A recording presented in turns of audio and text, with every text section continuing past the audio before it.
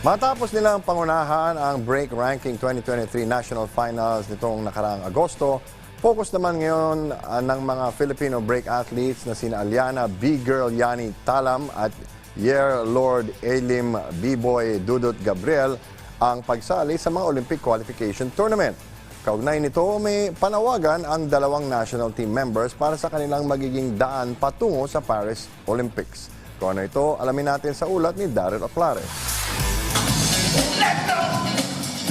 Nito lamang Agosto ay gumawa ng ingay ang break community sa pinakaunang pagsasagawa ng Philippine Dance Sport Federation Break Ranking 2023 National Finals na nilaukan ng mga mananayaw mula sa iba't ibang panig ng bansa.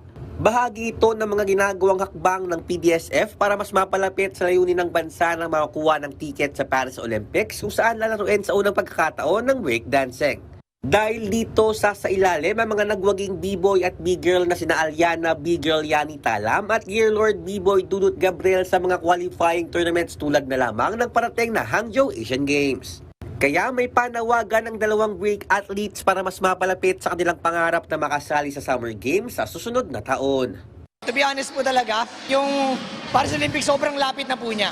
So ang kailangan po talaga namin is mag-training by mga professional pa po para mas matigtigan po yung kaalaman namin and ma-enhance pa po namin kung ano po yung meron po kami.